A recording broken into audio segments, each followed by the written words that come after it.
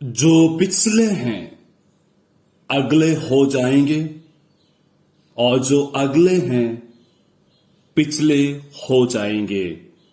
संत मत्ती का सुसमाचार अध्याय 20 पद संख्या 16।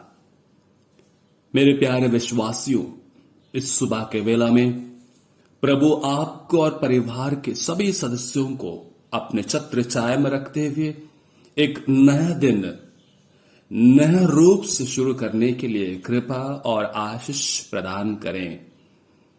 देखिएगा आज का सुसमाचार में प्रभु किस प्रकार दाखबारी के मजदूरों का दृष्टांत के द्वारा अपनी धारणा और पिता ईश्वर का व्यवहार, जो चुनी हुई प्रजा है, इज़राइल, नाकेदार और गैर यहूदियों के प्रति प्रकट करते हैं।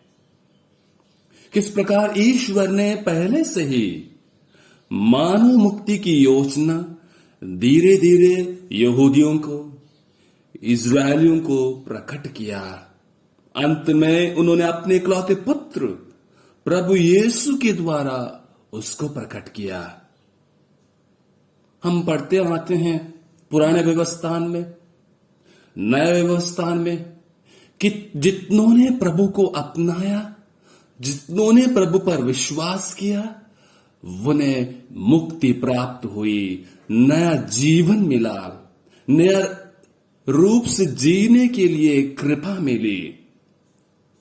कुछ लोगों ने प्रभु को तिरस्कार किया, नजरअंदाज किया, लेकिन जो नाकेदार थे, जो गैर यहूदी थे, यीशु के मुक्ति विधान का संदेश का उन्होंने स्वागत किया, उसको स्वीकार किया, विश्वास किया। उतना ही नहीं, प्रभु का अनुसरण करने लगे। इसलिए प्रभु आज कहते हैं, तुम मेरी उदारता से क्यों जलते हो?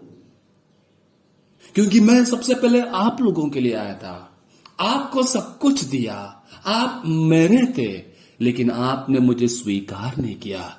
जब आज मैं उन गैर यहूदियों को, नाकेदारों को, पापियों को मुक्ति जीवन देता हूं, क्यों जलते हो? शायद आज वही वचन प्रभु हमें कहता है। जब हम दूसरों से जलते हैं, जब हम दूसरे लोग जब उदार बन जाते हैं, जलते हैं, ईर्ष्या पैदा करते हैं, शायद उनके लिए प्रभु का वचन आज यही है।